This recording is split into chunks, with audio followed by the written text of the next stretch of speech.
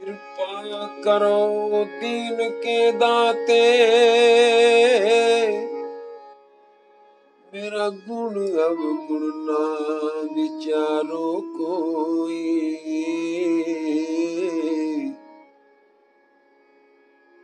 माटे का क्या तो पै स्वामी,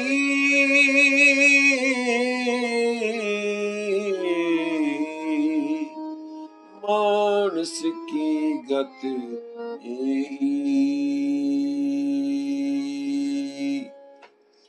परम सत्कारयोग साध संगत जी, प्यार से बुलाओ फतेह जी।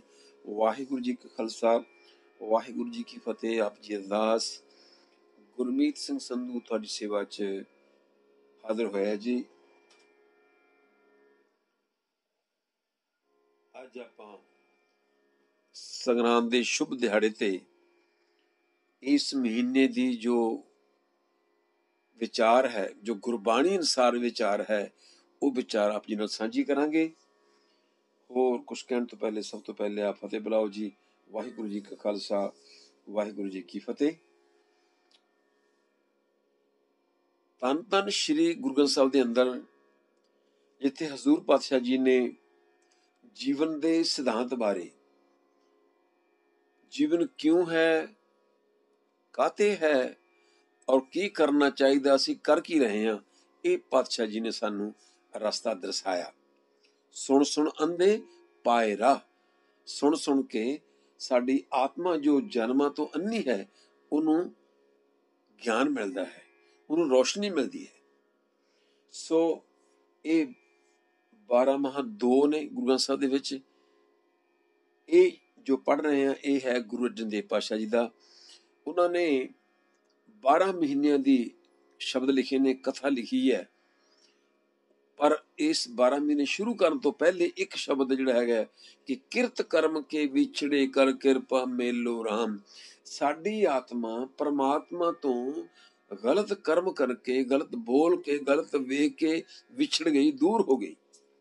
किरत कर्म के विछड़े कर किरपा मेलो राम, 4 कुंट दहद पर में थकिया प्रभु की साम।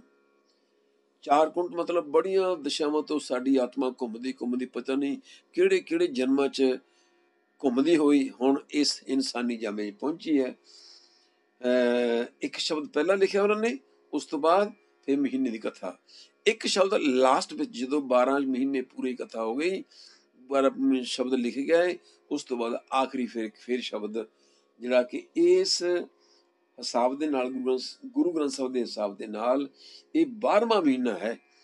12वां महीने की आपां कथा करके और नाल ही फिर दूसरा भी जिहड़ा आखिरी शब्द है वो भी आपां विचार कर लवांगे।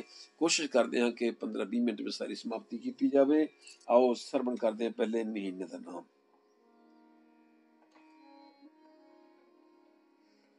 फल गुण आनंद उपार जना, हर सज्जन प्रगटे आए, संत सहाई राम के कर कृपा दिया मिलाए। सेज सुहाबी सर्ब सुख, दुखा नहीं जाए, इच्छुकुनी वड पागनी भर पाया राय। सैया मंगल गावही, गीत गोविंद अनाए, हर जिहा अवर ना दिसई, कोई दूजा लवे ना लाए।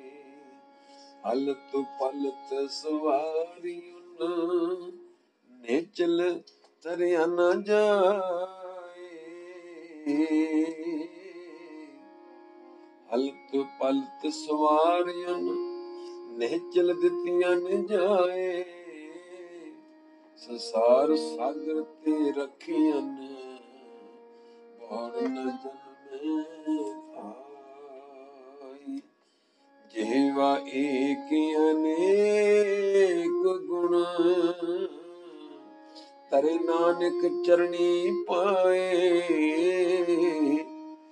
ਫਲਗੁਣ ਨਿਤ ਸਲਾਹੀਐ, ਜਿਸਨੂੰ ਦਿਲ ਨਾ ਤੁਮਾਏ। ਗੁਰੂ ਗ੍ਰੰਥ ਸਾਹਿਬ ਦੇ ਸ਼ਬਦ ਨਾਲ ਇਹ 12ਵਾਂ ਮਹੀਨਾ ਹੈ ਜਿਹਦਾ ਦਾ ਨਾਂ ਹੈ ਫੱਗਣ। ਫਲਗੁਣ ਵੀ ਕਹਿੰਦੇ ਆ ਕਈ ਵਾਰੀ, ਲੇਕਿਨ ਗੁਰਬਾਣੀ 'ਚ ਫਲਗੁਣ ਆਇਆ, ਲੇਕਿਨ ਇਹ ਹੈ ਕਹਿੰਦੇ ਹਨ ਕਿ ਇੱਥੇ ਆ ਕੇ ਜਿਹੜਾ ਸਿਆਲ ਦਾ ਮੌਸਮ ਹੈ, ਜਿਵੇਂ ਉਹ ਘਟ ਰਿਹਾ, ਸਰਦੀ ਘਟ ਰਹੀ ਹੈ, ਅੱਗੋਂ ਫਿਰ ਮੌਸਮ ਬਦਲ ਜਾਂਦਾ ਹੈ। ਪਰ ਇਸ ਮੌਸਮ ਦੇ ਬਦਲਦੇ ਨਾਲ ਜਿਹੜੇ ਸਾਰੀ ਬਨਸਪਤੀ ਹੈ, ਸਾਰੇ ਦਰਖਤ ਨੇ, ਫਸਲਵਾੜੀ ਜਿਹੜੀ ਹੈ ਉਹ ਵੀ ਹਰਿਆਵਲ ਹੋਣ ਲੱਗ ਪੈਂਦੀ ਹੈ। ਕੁਝ ਸਮਾਂ ਜਿਹੜਾ ਹੈਗਾ ਮੌਸਮ ਬੜਾ ਅੱਛਾ ਹੋ ਜਾਂਦਾ, ਸੁਹਾਵਣਾ ਮੌਸਮ ਹੋ ਜਾਂਦਾ।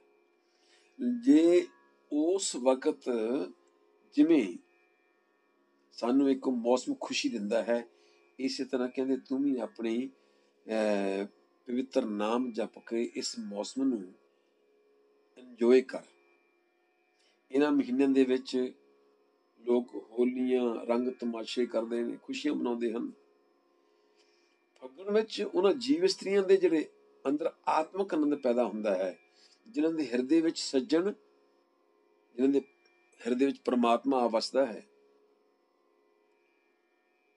ਉਸਦੀ ਸਹਾਇਤਾ ਕਰਦੇ ਨੇ ਸੰਤ ਜਨ, ਜਿਹੜੇ ਸਾਨੂੰ ਉਪਦੇਸ਼ ਕਰਦੇ ਹਨ। ਹੈ ਨਾ, ਸੰਤ ਸਹਾਈ ਰਾਮ ਕੇ ਕਰ ਕਿਰਪਾ ਦੀਆ ਮਿਲਾਏ। ਕਿਹਨੂੰ ਮਿਲਾਇਆ? ਪਰਮਾਤਮਾ ਨੂੰ, ਕਿਉਂਕਿ ਕਿਰਤ ਕਰਮ ਕੇ ਵਿਛੜੇ, ਬੜੇ ਚਿਰ ਤੋਂ ਆਤਮਾ ਵਿਛੜੀ ਹੋਈ ਸੀ।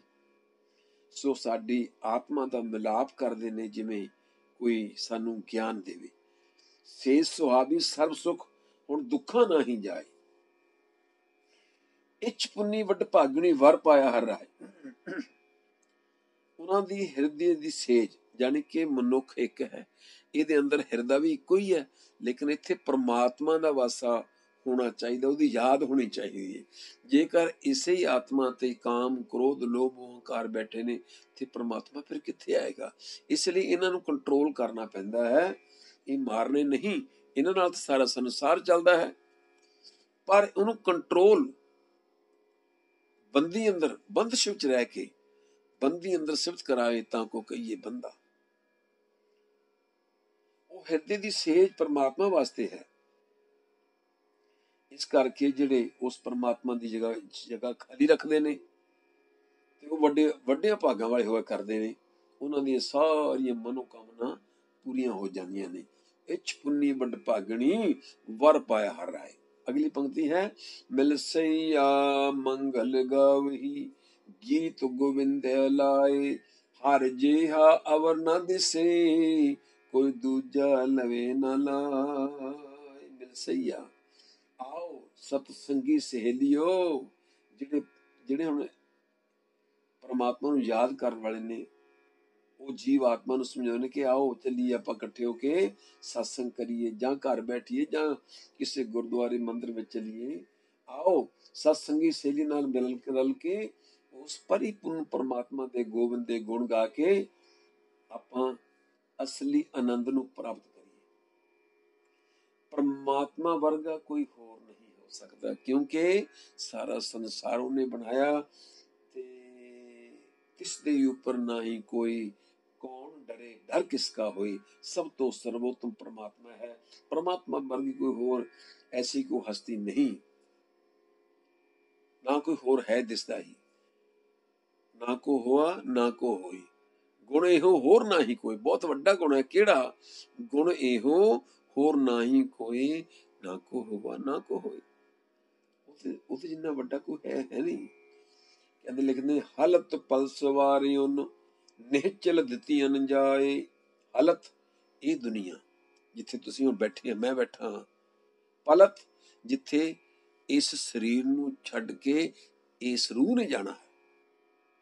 ਹਲਤ ਪਲ ਸਵਾਰਿਉਨ, ਨਿਹਚਲ ਦਿੱਤੀਆਂ ਨ ਜਾਏ।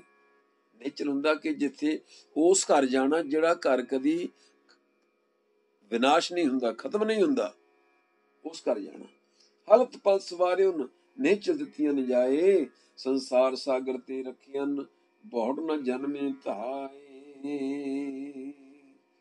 ਕਹਿੰਦੇ ਹਨ ਕਿ ਸੰਸਾਰ ਤੋਂ ਸਾਗਰ ਨੂੰ ਸਾਨੂੰ ਕਿਰਪਾ ਕਰਕੇ ਰੱਖ ਲੈ, ਮੁੜ ਕੇ ਜਨਮਾਂ ਜਨਮਾਂਤਰਾਂ ਵਿੱਚ ਨਾ ਅਸੀਂ ਭਟਕੀਏ। ਉਸ ਪਰਮਾਤਮਾ ਨੇ ਉਹਨਾਂ ਸਤਸੰਗੀਆਂ ਨੇ ਇੱਕ ਲੋਕ ਪਲੋਕ ਸਵਾਰ ਦਿੱਤਾ ਹੈ, ਉਹਨਾਂ ਨੂੰ ਆਪਣੇ ਚਰਨਾਂ ਵਿੱਚ ਲੀਨਤਾ ਵਾਲੀ ਥਾਂ ਬਖਸ਼ੀ ਹੈ, ਜਿਹੜੀ ਕਦੇ ਖਤਮ ਨਹੀਂ ਹੁੰਦੀ ਪਿਆਰੇ। ਸੋ ਜਨਮਾਂ ਦਾ ਗਿੜਮੇੜ ਇਹ ਮੁੱਕ ਜਾਵੇ, ਦੌੜ ਭੱਜ ਖਤਮ ਹੋ ਜਾਂਦੀ ਹੈ। ਅੱਗੇ ਲਿਖਦੇ ਜੇਵਾ ਏਕ ਅਨੇਕ ਗੁਣ ਤਰੇ ਨਾਨਕ ਚਰਣੀ ਪਾਏ।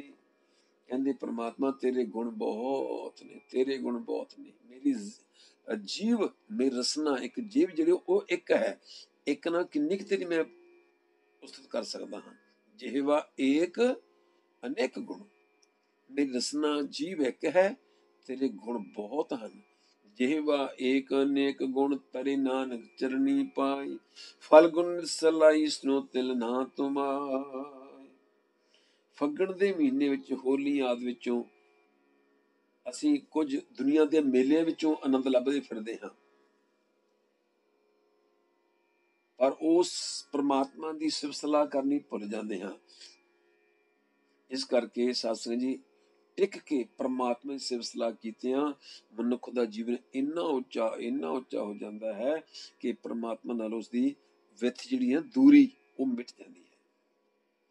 ਉਸਦੇ ਅੰਦਰ ਹਰ ਵੇਲੇ ਆਨੰਦ ਬਣਿਆ ਰਹਿੰਦਾ ਹੈ।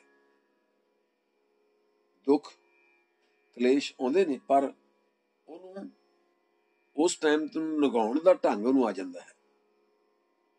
ਸੋ ਇਸ ਕਰਕੇ ਅੱਜ ਦੇ ਇਸ ਮਹੀਨੇ ਦੇ ਵਿੱਚ ਮਹਾਰਾਜ ਜੀ ਫਿਰ ਸਮਝਾਉਂਦੇ ਹਨ, ਇਸ ਸੰਸਾਰ ਸਮੁੰਦਰ ਦੀਆਂ ਵਿਕਾਰਾਂ ਦੀਆਂ ਲਹਿਰਾਂ ਵਿੱਚੋਂ ਉਹ ਸੌਖਾ ਹੀ ਪਾਰ ਲੰਘ ਜਾਂਦਾ ਹੈ। ਇੱਥੋਂ ਤੱਕ ਤਾਂ ਹੈਗੀ ਹੈ ਨਾ ਇਹ ਫੱਗਣ ਦੇ ਮਹੀਨੇ ਦੀ ਮਹਾਰਾਜ ਨੇ ਜੋ ਸ਼ਬਦ ਲਿਖਿਆ, ਉਹਦੀ ਆਪਾਂ ਮਾੜੀ ਤੁੱਛ ਬੁੱਧੀ ਅਨੁਸਾਰ ਵਿਆਖਿਆ ਕੀਤੀ ਹੈ। ਅਗਲੋਂ ਫਿਰ ਇੱਕ ਸ਼ਬਦ ਆਉਣ ਤੋਂ ਬਾਅਦ ਫਿਰ ਸਾਰਾ 12 ਮਾਹ ਸਮਾਪਤ ਹੋ ਜਾਂਦਾ।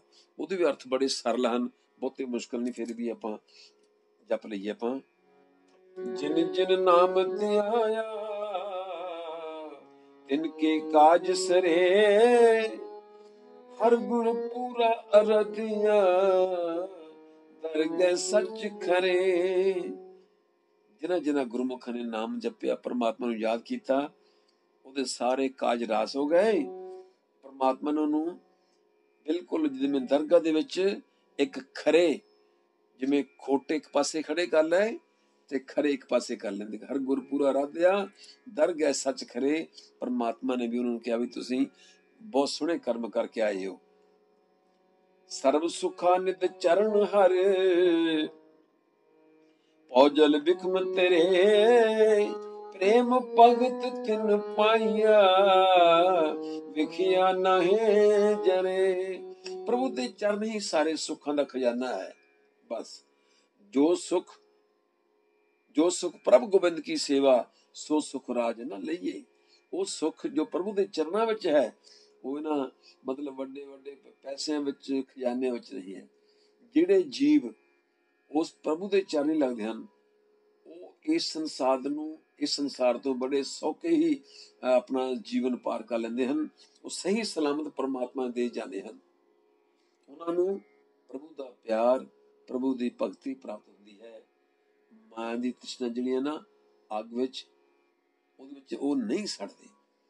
ਉੜ ਗਏ ਦੁਬਦਾ ਨਸੀ, ਪੂਰਨ ਸੱਚ ਭਰੇ, ਪਾਰ ਬ੍ਰਹਮ ਪ੍ਰਭ ਸੇਵਦੇ, ਮਨ ਅੰਦਰ ਏਕ ਤਰੇ। ਉਹਨਾਂ ਦੇ ਵਿਅਰਥ ਝੂਠੇ ਲਾਲਚ ਖਤਮ ਹੋ ਜਾਂਦੇ ਨੇ। ਉਹਨਾਂ ਦੇ ਦਿਲ ਦੀ ਭਟਕਣਾ ਕਦੀ ਇੱਧਰ ਕਦੀ ਉੱਧਰ, ਉਹ ਦੂਰ ਹੋ ਜਾਂਦੀ ਹੈ। ਉਹ ਬਿਲਕੁਲ ਮੁਕੰਮਲ ਤੌਰ ਤੇ ਉਸ ਪਰਮਾਤਮਾ ਤੇ ਆਸ ਰੱਖਦੇ ਨੇ, ਟਿਕੇ ਰਹਿੰਦੇ ਹਨ। ਉਹ ਆਪਣੇ ਮਨ ਵਿੱਚ ਇੱਕੋ ਪਰਮ ਜੋਤ ਪਰਮਾਤਮਾ ਨੂੰ ਵਸਾ ਕੇ ਸਦਾ ਉਸ ਨੂੰ ਸਿਮਰਦੇ ਹਨ। ਮਹਾਦਿਵਸ ਮੂਰਤ ਭਲੇ, ਜਿਸ ਕੋ ਨਦਰ ਕਰੇ, ਨਾਨਕ ਮੰਗੇ ਦਰਸ ਦਾਨ, ਕਿਰਪਾ ਕਰੋ ਹਰੇ। ਮਹਾ ਕੀ ਹੈ? ਮਹੀਨਾ। ਮਹਾ ਦਿਵਸ ਮੈਨੇ ਦਿਨ, ਮਹੀਨੇ ਦਿਨ। ਮਹਾ ਦਿਵਸ ਮੂਰਤ ਭਲੇ, ਕੋਈ ਵੀ ਮਹੂਰਤ ਹੋਵੇ ਉਹਦੇ ਵਾਸਤੇ ਭਲਾ ਹੈ। ਮਹਾ ਦਿਵਸ ਮੂਰਤ ਭਲੇ, ਜਿਸ ਕੋ ਨਦਰ ਕਰੇ, ਉਹਦੇ ਵਾਸਤੇ ਜਿਹਦੇ ਉੱਪਰ ਪਰਮਾਤਮਾ ਦੀ ਕਿਰਪਾ ਹੈ, ਉਹਦੇ ਵਾਸਤੇ ਕੋਈ ਦਿਨ ਮਾੜਾ ਨਹੀਂ, ਕੋਈ ਮਹੀਨਾ ਮਾੜਾ ਨਹੀਂ, ਕੋਈ ਸਾਲ ਮਾੜਾ ਨਹੀਂ, ਸਭ ਚੰਗੇ ਨੇ।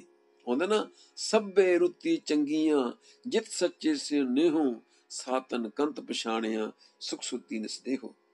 ਮਹਾ ਦਿਵਸ ਮੂਰਤ ਭਲੇ ਜਿਸ ਕੋ ਨਦਰ ਕਰੇ, ਨਾਨਕ ਮੰਗੇ ਦਰਸਦਾਨ ਕਿਰਪਾ ਕਰੋ ਹਰੇ। ਜਿਨ੍ਹਾਂ ਉੱਤੇ ਉਸ ਪਰਮਾਤਮਾ ਦੀ ਮਿਹਰ ਨਜ਼ਰੇ ਅਨਾਇਤ ਹੋ ਜਾਂਦੀ ਹੈ, ਉਹ ਉਹਨਾਂ ਨੂੰ ਆਪਣੇ ਨਾਮ ਜਪਣ ਦਾ ਬਲ ਬਖਸ਼ਦਾ ਹੈ। ਉਹਨਾਂ ਵਾਸਤੇ ਸਾਰੇ ਮਹੀਨੇ, ਸਾਰੇ ਦਿਹਾੜੇ, ਸਾਰੇ ਮੁਹੂਰਤ ਸੁਲੱਖਣੇ ਹਨ। ਜਿਵੇਂ ਸਗਰਾਂਦ, ਮੱਸਿਆ, ਪੂਰਨਮਾਸ਼ੀ, ਸਭ ਉਹਦੇ ਵਾਸਤੇ ਪਵਿੱਤਰ, ਕਿਉਂਕਿ ਉਹ ਪਰਮਾਤਮਾ ਨੂੰ ਯਾਦ ਰੱਖਦਾ, ਪਰਮਾਤਮਾ ਉਹਦੇ ਨਾਲ ਰਹਿੰਦਾ ਹਰ ਵੇਲੇ, ਉਹ ਕਿਸੇ ਭਰਮ ਭੁਲੇਖੇ ਵਿੱਚ ਨਹੀਂ ਪੈਂਦੇ। ਸੋ ਇਸ ਕਰਕੇ ਸੱਚੇ ਪਾਤਸ਼ਾਹ ਫਰਮਾਉਂਦੇ ਨੇ ਕਿ ਮੇਰੇ ਤੇ ਮਿਹਰ ਕਰਕੇ ਮੈਂ ਨਾਨਕ ਤੇਰੇ ਦਰ ਤੋਂ ਤੇਰੇ ਦੀਦਾਰ ਦੀ ਦਾਤ ਮੰਗਦਾ, ਤੇਰੇ ਦੀਦਾਰ, ਤੇਰੇ ਦਰਸ਼ਨਾਂ ਦੀ ਦਾਤ ਮੰਗਦਾ। ਜਿਹੜਾ ਵੀ ਮਨੁੱਖ ਪਰਮਾਤਮਾ ਦਾ ਨਾਮ ਜਪਦਾ ਹੈ, ਚਾਹੇ ਉਹ ਕਿਸੇ ਵੀ ਧਰਮ ਵਿੱਚ ਹੋਵੇ, ਉਸਦੇ ਦੁਨੀਆ ਵਾਲੇ ਕੰਮ ਵੀ ਸਿਰੇ ਚੜ ਜਾਂਦੇ ਹਨ ਤੇ ਉਹ ਪਰਮਾਤਮਾ ਦੀ ਹਜ਼ੂਰੀ ਵਿੱਚ ਹੀ ਸੁਰਖਰੂ ਹੋ ਜਾਂਦਾ ਹੈ। ਉਸ ਇਨਸਾਨ ਦੇ ਭਾਣੇ, ਉਸ ਮਨੁੱਖ ਦੇ ਭਾਣੇ ਸਾਰੇ ਮਹੀਨੇ ਹੀ ਭਾਗਾਂ ਵਾਲੇ ਹਨ, ਸਾਰੇ ਹੀ ਦਿਨ ਭਾਗਾਂ ਵਾਲੇ ਹਨ। ਸਗਰਾਂਦ ਕੀ ਹੋਈ, ਸਗਰਾਂਦ, ਪੁੰਨਿਆ, ਪੂਰਨਮਾਸ਼ੀ, ਸਭ ਕੋਈ ਕੰਮ ਕਰਨ ਵੇਲੇ ਉਸਨੂੰ ਕੋਈ ਖਾਸ ਮੁਹੂਰਤ ਪਾਲਣ ਦੀ ਲੋੜ ਨਹੀਂ ਪੈਂਦੀ ਨਾ। ਉਹ ਮਨੁੱਖ ਹਰ ਵੇਲੇ, ਹਰ ਕੰਮ ਕਾਰ ਵੇਲੇ ਪਰਮਾਤਮਾ ਦਰ ਤੇ ਹੀ ਅਰਦਾਸ ਕਰਦਾ ਹੈ। ਜਿਹੜਾ ਇਨਸਾਨ ਹਰ ਕੰਮ ਕਰਨ ਤੋਂ ਪਹਿਲਾਂ ਅਰਦਾਸ ਕਰਕੇ ਚੱਲਦਾ, ਉਹਦੇ ਸਾਰੇ ਕਾਜ ਰਾਸ ਹੁੰਦੇ ਨੇ। ਸੋ ਮਹਾਰਾਜ ਕਿਰਪਾ ਕਰਨ। ਸੋ ਅੱਜ ਫੱਗਣ ਦਾ ਮਹੀਨਾ ਸ਼ੁਰੂ ਹੋਇਆ ਜੀ। ਆਪ ਜੀ ਨੂੰ ਬਹੁਤ ਬਹੁਤ ਵਧਾਈ ਹੋਵੇ, ਕਿਉਂਕਿ ਇਹ ਇਸ 12 ਮਾਹ ਦਾ ਆਖਰੀ ਮਹੀਨਾ ਸੀ ਤੇ ਇੱਕ ਆਖਰੀ ਸ਼ਬਦ ਸੀ। ਆਪ ਉਹ ਵੀ ਨਾਲ ਉਹਦੇ ਵੀ ਆਪਾਂ ਵਿਚਾਰ ਕੀਤੀ ਹੈ ਕਿ ਮਹਾ ਦਿਵਸ ਮੂਰਤ ਭਲੇ ਜਿਸ ਕੋ ਨਦਰ ਕਰੇ, ਨਾਨਕ ਮੰਗੇ ਦਰਸਦਾਨ ਕਿਰਪਾ ਕਰੋ ਹਰੇ। ਹੁਣ ਜਦੋਂ ਅਗਲੀ ਸਗਰਾਂਦ ਆਏਗੀ, ਉਦੋਂ ਪਹਿਲਾਂ ਇੱਕ ਸ਼ਬਦ ਜਿਹੜਾ ਮਹਾਰਾਜ ਨੇ ਸ਼ੁਰੂਆਤ ਵੇਲੇ ਕਿਹਾ, ਉਹ ਵੀ ਆਪਾਂ ਨੂੰ ਪੜ੍ਹਨਾ ਪਵੇਗਾ, ਫਿਰ ਨਾਲੇ ਮਹੀਨਾ, ਇਸ ਤਰ੍ਹਾਂ। ਸੋ ਬਹੁਤ ਬਹੁਤ ਧੰਨਵਾਦ ਜੀ। ਇਸ ਗੁਰਬਾਣੀ ਦੀ ਵਿਆਖਿਆ ਤਾਂ ਆਪਾਂ ਕੋਸ਼ਿਸ਼ ਕਰਦੇ ਹਾਂ, ਸੋ ਜਿੰਨੀ ਵੀ ਮਹਾਰਾਜ ਨੇ ਵਿਆਖਿਆ ਕਰਾਈ, ਆਪ ਜੀ ਨੇ ਸਰਵਣ ਕੀਤੀ ਹੈ, ਆਪ ਜੀ ਨੂੰ ਮੁਬਾਰਕ ਹੋਵੇ। ਗੁਰੂ ਮਹਾਰਾਜ ਕਿਰਪਾ ਕਰਨ, ਸਾਰੇ ਸੱਚੇ ਪਾਤਸ਼ਾਹ ਸਾਰੇ ਪਰਿਵਾਰਾਂ ਵਿੱਚ ਸਾਰਿਆਂ ਨੂੰ ਦੇਹ ਰੋਗਤਾ ਬਖਸ਼ਿਸ਼ ਕਰਨ ਸੱਚੇ ਪਾਤਸ਼ਾਹ ਜੀ। ਇਸ ਵੇਲੇ ਕਰੋਨਾ ਮਹਾਂਮਾਰੀ ਹੈ, ਉਹਦੇ ਵਾਸਤੇ ਵੀ ਅਰਦਾਸ ਕਰਦੇ ਹਾਂ ਅਸੀਂ ਮਹਾਰਾਜ ਚਰਨਾਂ ਵਿੱਚ। ਨਾਲੇ ਕਿਸਾਨ ਮੋਰਚਾ ਲੱਗਾ ਹੋਇਆ ਹੈ, ਬੜਾ ਦਿਲ 'ਚ ਫਿਕਰ ਰਹਿੰਦਾ ਹੈ। ਸੋ ਮਹਾਰਾਜ ਕਿਰਪਾ ਕਰਨ। ਸੋ ਆਪ ਸਭ ਨੂੰ ਇਹ ਮਹੀਨਾ ਮੁਬਾਰਕ ਹੋਵੇ ਜੀ। ਬਹੁਤ ਬਹੁਤ ਧੰਨਵਾਦ। ਅਗਰ ਤੁਹਾਨੂੰ ਇਹ ਪ੍ਰੋਗਰਾਮ ਠੀਕ ਲੱਗਦਾ ਹੈ, ਜ਼ਰੂਰ ਮੇਰੇ ਇਸ ਆਪਣੇ ਮੇਰੇ ਇਸ ਚੈਨਲ 'ਤੇ ਜਾ ਕੇ ਤੁਸੀਂ ਸ਼ਬਦ ਦੀ ਵਿਚਾਰ, ਧਾਰਮਿਕ ਗੀਤ, ਸ਼ਬਦ ਸਰਵਣ ਕਰ ਸਕਦੇ ਹੋ। ਜ਼ਰੂਰ ਆਪ ਜੀ ਆਪਣੇ ਪਰਿਵਾਰਾਂ 'ਚ, ਆਪਣੇ ਦੋਸਤਾਂ ਮਿੱਤਰਾਂ ਨੂੰ ਭੇਜੋ ਜੀ, ਤਾਂ ਕਿ ਸਭ ਦਾ ਭਲਾ ਹੋ ਸਕੇ। ਵਾਹਿਗੁਰੂ ਜੀ ਕਾ ਖਾਲਸਾ, ਵਾਹਿਗੁਰੂ ਜੀ ਕੀ ਫਤਿਹ।